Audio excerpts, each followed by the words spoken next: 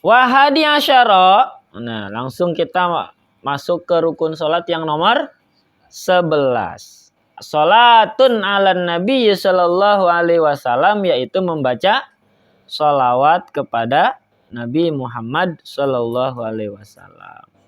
Ba'dahu, yaitu sesudah tasyahud akhir. Ai ba'da tasyahudi akhirin.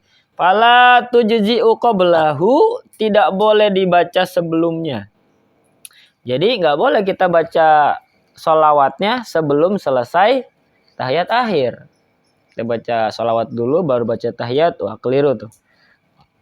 Tahiyat akhir, sholawat ini adanya selesai tasyahud akhir tadi.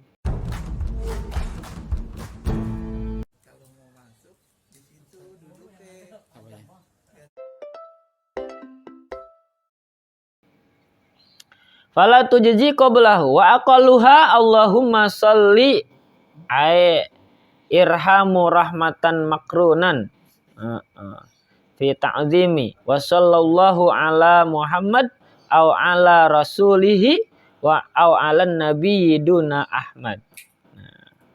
Yaitu sesudah tasdid akhir tidak boleh dibaca sebelumnya. Sholawat yang paling singkat ialah Allahumma sholli, bahkan di sini. Sholli. Ay irhamuhu, atau yang artinya ya Allah rahmatilah Nabi Muhammad sallallahu alaihi wasallam. Makrunatan bi ta'zimi, dengan penuh keagungan. Au sallallahu ala Muhammad, itu paling apa? Paling sedikit.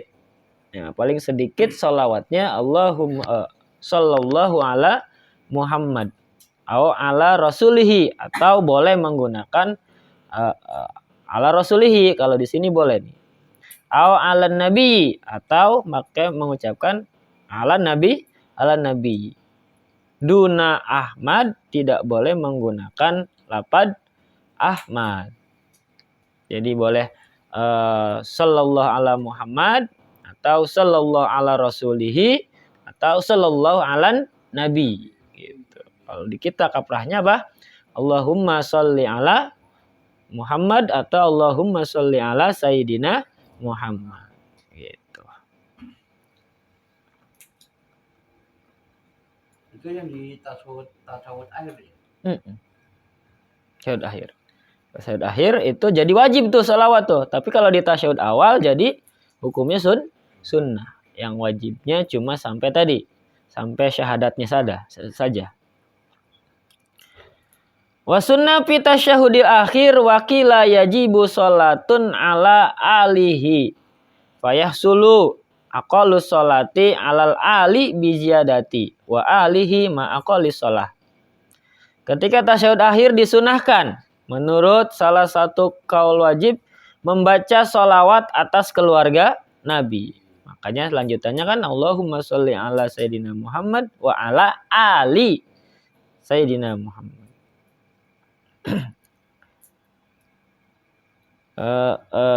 Yang tersingkat ialah dengan menapa lafaz wa alihi sesudah membaca sholawat yang singkat pula.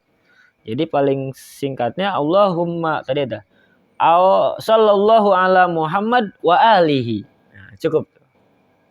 Jadi kita kaprahnya Allahumma sholli ala Sayyidina Muhammad wa ala ali Sayyidina Muhammad.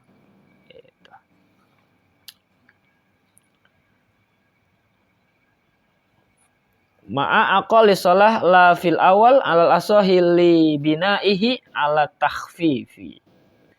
Tidak disunahkan sholawat kepada keluarga Nabi pada tasyahud awal menurut kaul yang lebih sah. Sebab tasyahud awal disusun untuk meringankan. Tapi kalau tasyahud awal tidak disunahkan kita membaca wa ala ali atau wa ala alihi Sayyidina Muhammad dan seterusnya itu. Cukup sampai Allahumma sholli ala Sayyidina Muhammad atau Allahumma sholli ala Muhammad. Wali anna fiha, sesungguhnya membaca sholawat untuk keluarga Nabi naqlun pada tasyahud awal, naqlu ruknin qaulihi ala qauli, menurut kaul yang dianggap memindahkan rukun qauli, wa huwa mubtilun ala qaulin.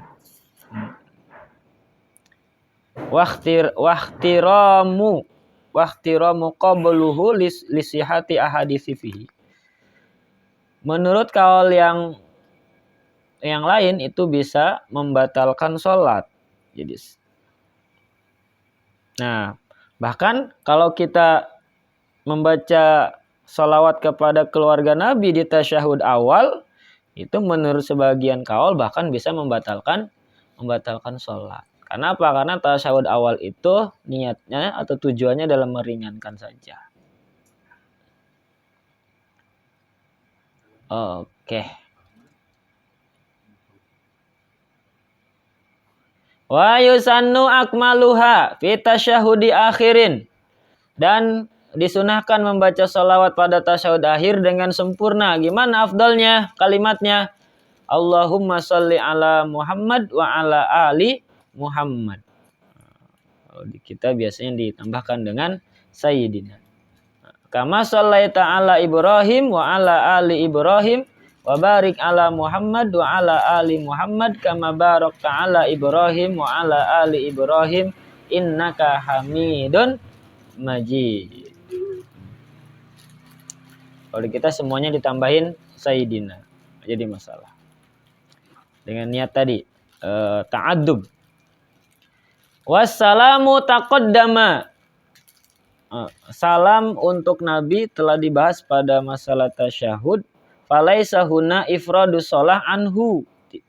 Di sini bukanlah tempatnya untuk memisahkan sholawat dan salam. Wala basa biziyadati sayyidina naqlin Muhammadin. Tidak dilarang menambah sayyidina sebelum Muhammad. Tuh, ada keterangannya di sini. Ya. Wala ba'sa biziyadati sayyidina qabla Muhammad atau qabla Ibrahim. Nah, di sini. Kalau dari tadi redaksinya memang nggak ada kata sayyidinanya, tapi tambahan dari pengarang kitab ini wala ba'sa, tidak dilarang. Artinya silahkan mau pakai mau enggak boleh. Yang penting baca tasyahudnya sampai selesai. Jadi sifatnya sunnah dia atau apa? Dianjurkan.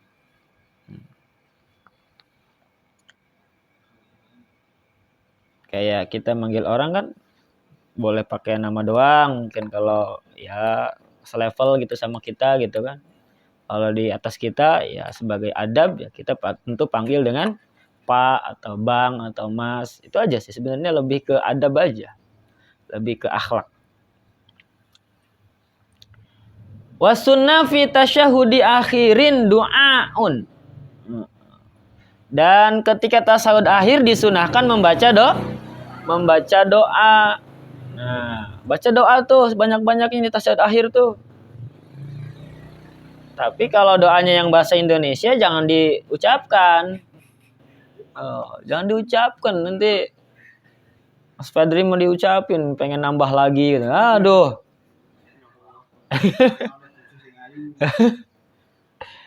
Cukup dalam hati aja kalau doanya pakai mau redaksi bahasa Indonesia ya. Ba'da ma dzukira kullihi wa amma tasyahudul awal fayukrahu fihi du'a'u libina'in ala tahfifi illa an rafa'a qabla imami fayad'u hina idzin. Setelah membaca semua tasyahud yang tadi, ketika membaca tasyahud awal dimakruhkan membaca doa. Justru ketika tasyahud awal makruh. Makruh itu artinya lebih baik jangan dilakuin karena bisa mengurangi kualitas ibadah kita. Karena tasyahud awal itu dibentuk dengan maksud untuk meringankan. Kecuali telah selesai membaca tasyahud awal sedang imam belum. Maka kesempatan itu boleh digunakan untuk berdoa. Tapi kalau kita lagi jamaah, ketika kita selesai tasyahud awal rakaat kedua, imam masih lama baca tasyahud awalnya, daripada bengong, lamun, takut nanti malah sholatnya nggak fokus, tambahkan dengan doa. Boleh gitu. Fleksibel aja. Tambahkan dengan doa ya. Tapi kalau sholat misalnya sendiri munfarid nggak usah, langsung berdiri aja ke rakaat berikutnya. Wa masuruhu afdalu. Doa yang merupakan kutipan dari Nabi jelas afdol. Maksudnya gini, lebih utama lagi kalau doa-doa itu yang kita bacakan pada saat setelah tasyahud akhir itu adalah doa-doa yang referensinya, redaksinya langsung dari Nabi, dari hadis-hadis gitu kan. Dari mungkin ya kutipan atau penjelasan dari guru-guru kita. Ini Nabi ini dulu pernah doanya pada tasyahud akhir kayak gini, ya silahkan. Itu lebih utamanya. Wahwa. Nah, di sini contoh ada wa akaduhu ma aujaba ba'dul ulama. Nah, adapun yang muakad ialah yang diwajibkan oleh sebagian ulama. Sebagian ulama nih ngasih referensi doanya apa? Allahumma inni a'udzubika min azabil qabri wa min azabin nar wa min fitnatil mahya wal mamat wa min fitnatil masihid dajjal. Nah, itu yang umum, maksudnya yang masyhur. Ketika setelah selesai tasyahud akhir baca doa tadi itu.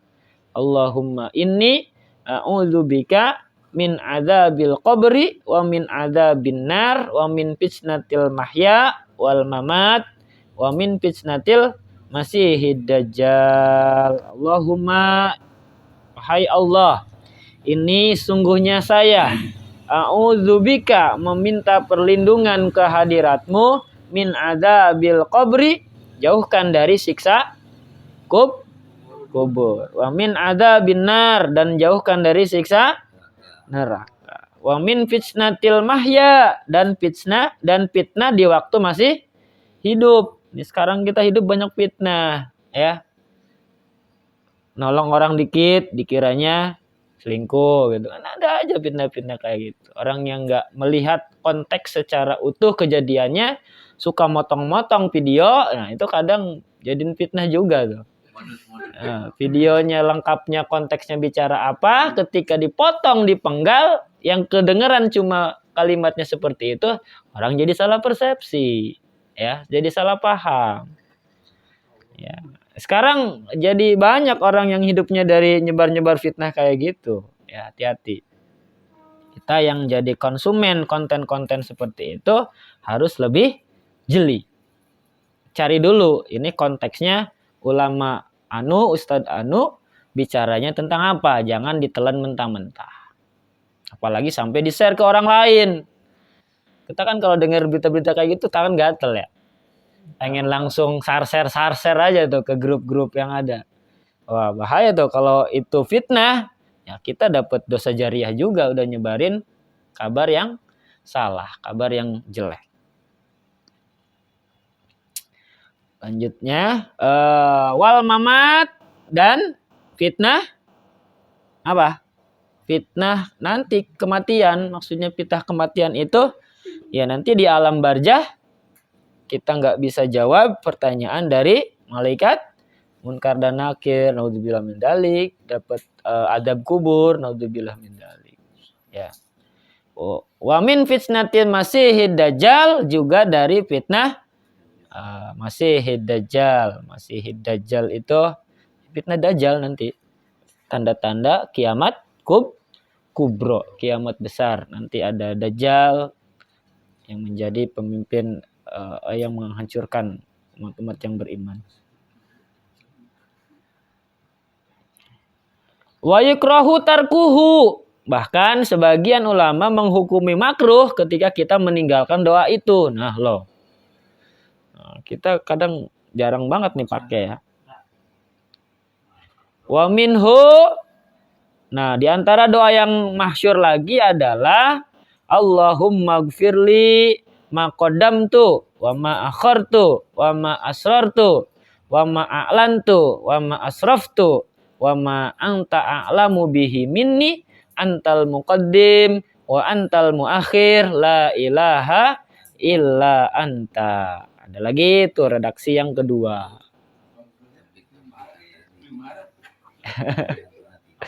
Oh, sebenarnya perlu dicatat nih buat dihafalin nih ya. Biar ada oleh-olehnya. Ya, boleh. Nanti diikutip aja di share.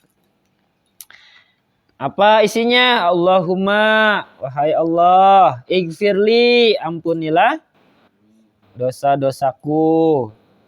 Ma qaddamtu, dosa yang telah lalu. Wa ma akhartu, dosa yang akan datang. Wa ma asrartu, dosa yang dirahasiakan. Aib-aib kita tuh semua. Wa ma a'lantu, dosa yang terang-terangan. Sekarang orang bikin dosa terang-terangan, gak ada malu-malunya lagi. Wa ma asraftu, perkara yang berlebihan, makan kebanyakan gitu kan. Apalagi yang berlebihan banyak lah pokoknya ya. Wa ma anta a'lamu bihi minni, dari dosa yang engkau lebih mengetahui daripada kita. Bahkan kita sendiri gak sadar berbuat dosa tuh. Karena Allah lebih tahu mana yang kita dosa, mana yang tidak. Antal muqaddim, engkaulah yang maha mendahulukan. Wa antal muakhir, dan engkau maha mengakhirkan. La ilaha illa anta, tiada Tuhan melainkan engkau ya Allah. Nah, kedua doa tersebut diriwayatkan oleh Imam Muslim. Wa minhu aidon, ada lagi nih, tambahan lagi doa yang ketiga, banyak nih Pak Yudi. Mau yang mana mangga?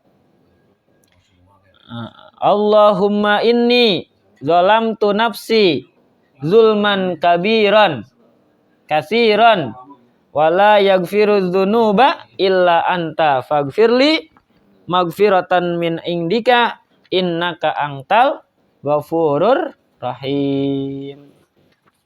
Allahumma, wahai Allah, ini sungguhnya saya zalamtu nafsi, telah menzalimi diri saya. Mana kita zalim diri saya? Banyak.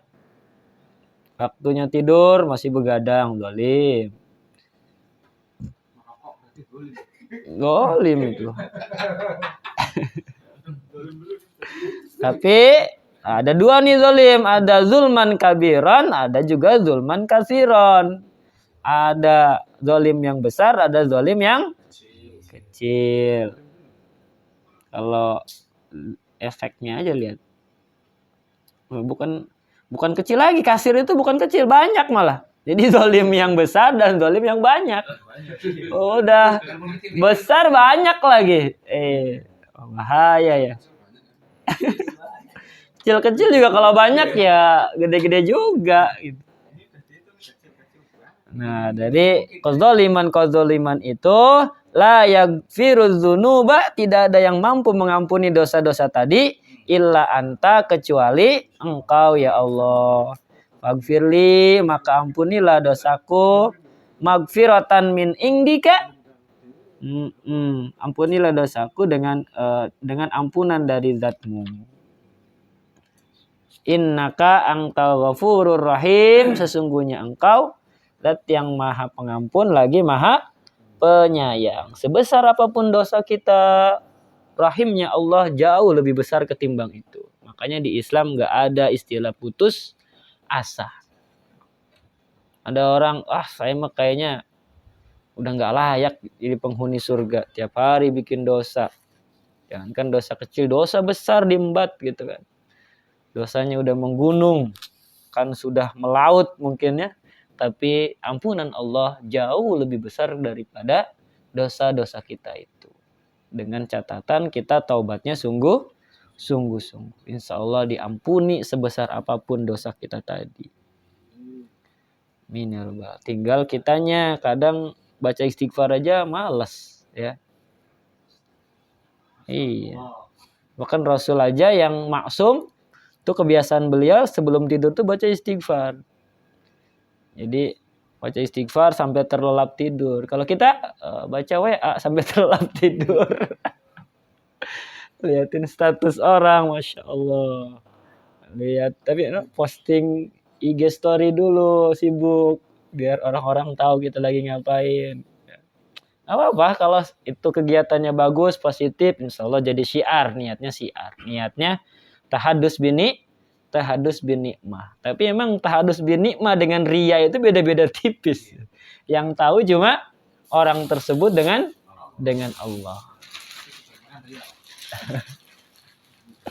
Kita nggak bisa lihat juga, soalnya kita nggak bisa dengar isi hati orang kan. Kita nggak bisa nilai.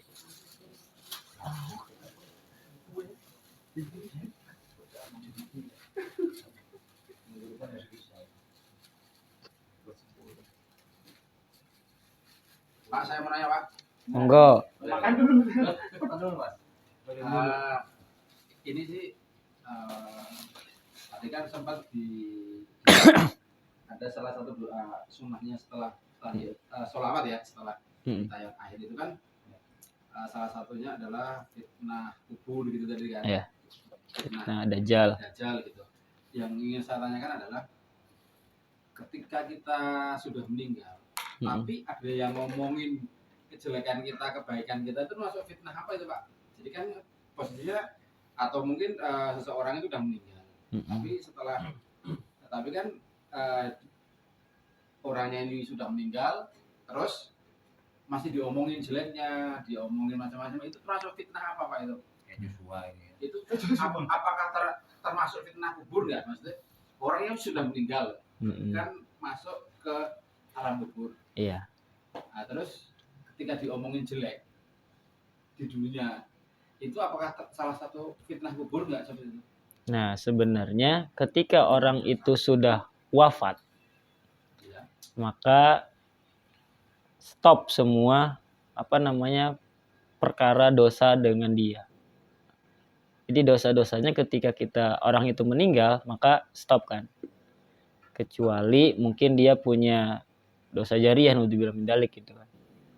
Nah, kalau kasusnya seperti itu bisa variatif. Buat orang yang ngomongin dia masih hidup, maksudnya buat orang yang ngomonginnya kan masih hidup. Ya, berarti kan, fitnah dunia tuh. Itu apakah termasuk fitnah kubur atau enggak seperti itu? Nah, kalau fitnah enggak, maksudnya yang diomongin ini adalah termasuk fitnah kubur enggak itu?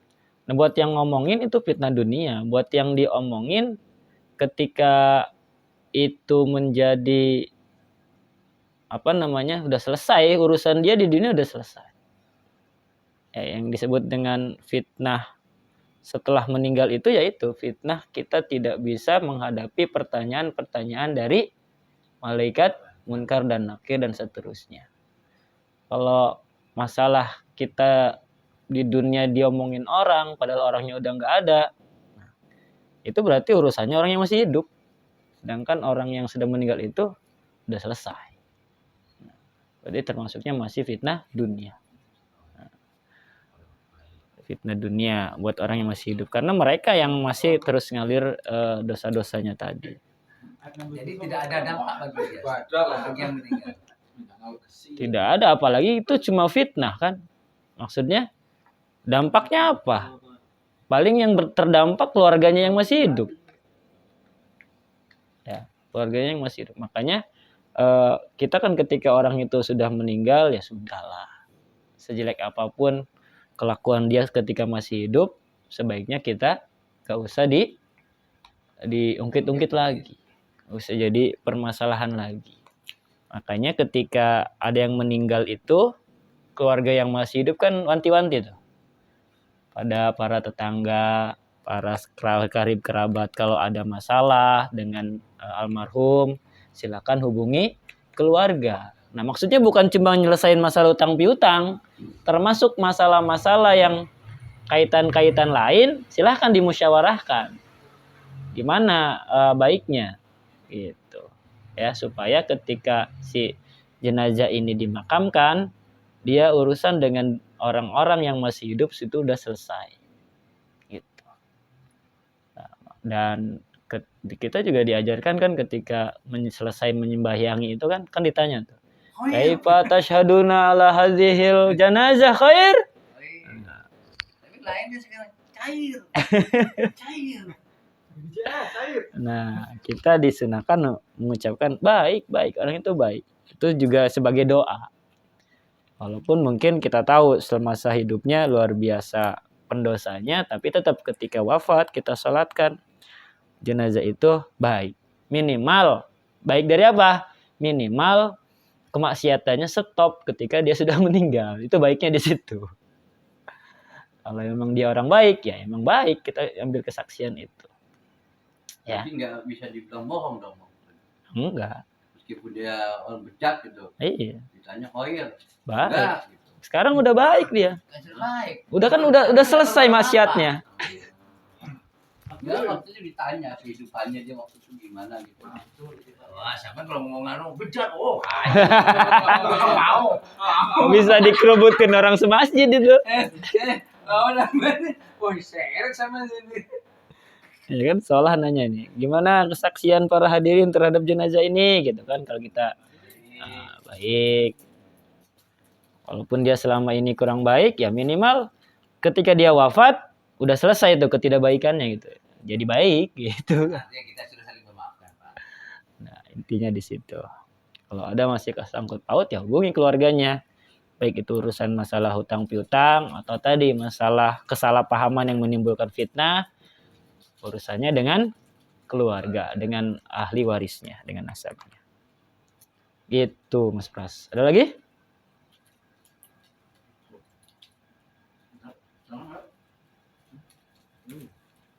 Bagaimana, Dolim? Masya Allah. Ngagetin aja nih. Ini jangan kebanyakan, makanya separuh-separuh.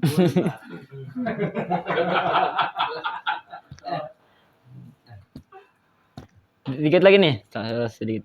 Wa yusanu ayyan kuso doaul imam. Doa imam itu disunahkan an qadrin, kurang dari seukuran tasyahud yang singkat. Jadi kalau jadi imam, doanya setelah tasyahud akhir jangan diborong semua tadi tuh. Kenapa? Kasihan makmumnya. Ya.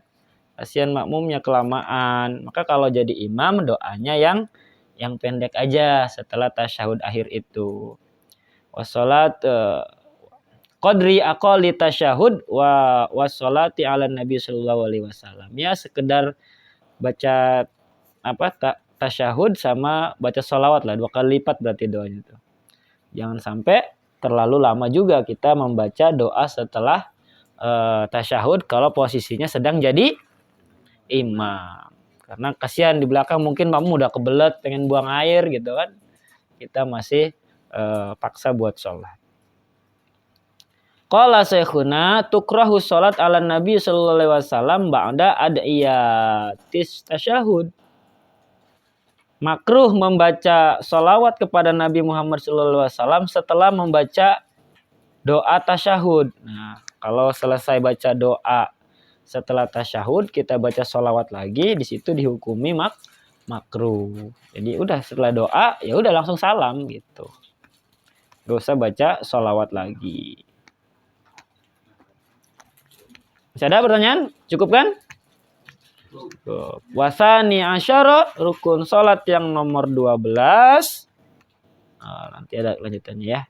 Wallahu a'lam bishawab. Mohon maaf apabila banyak kekeliruan dalam penjelasannya. Itu karena kekurangan, kedangkalan dari ilmu saya sendiri. Mudah-mudahan bisa kita terus belajar, bisa terus kita menuntut ilmu, terutama ilmu-ilmu yang wajib yang berkaitan dengan tata cara sholat, tata cara ibadah, dengan niatan menambah kualitas ibadah kita.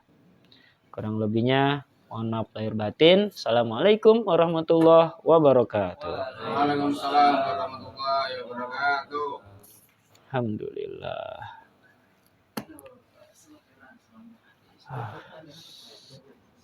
Yasinan pas ngaji mengantuk ya?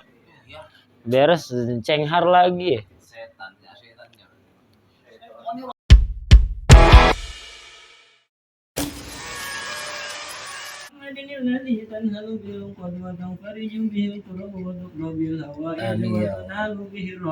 Amin. Amin.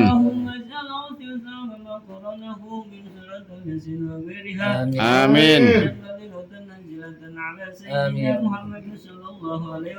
Amin.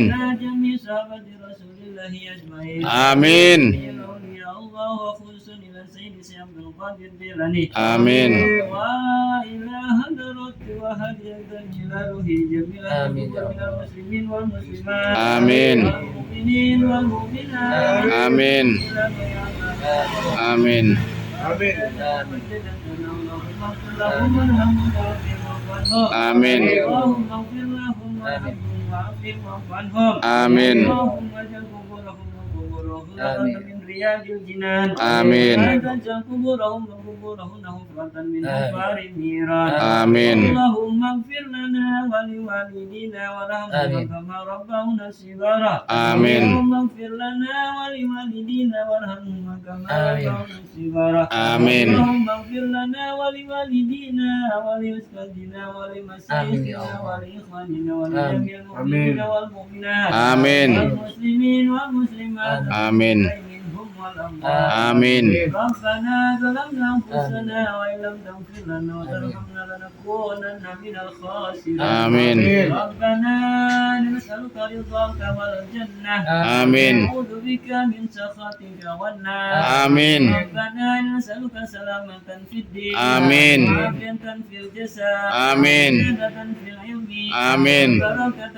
في الرزق آمين توبة قبل الموت آمين توبة عند الموت آمين وهجرة بعد الموت آمين اللهم هون علينا في سكرات الموت آمين نجاة من النار والحق إلى الحساب آمين ربنا هب لنا من أزواجنا آمين وذرياتنا قرة أعين آمين واجعلنا للمتقين إماما آمين اللهم يا إنا نسألك رضاك والجنة آمين نعوذ بك من سخطك والنار آمين ربنا نور قلوبنا بنور هدايتك آمين ونور بنور شمسك آمين ربنا لا تزغ قلوبنا بعد إذ هديتنا وهب لنا من لدنك رحمة آمين ربنا حسن مقاصدنا بالخير آمين وبلغ مرادنا بالخير آمين ربنا آتنا في الدنيا حسنة آمين وفي الآخرة حسنة آمين وقنا عذاب النار آمين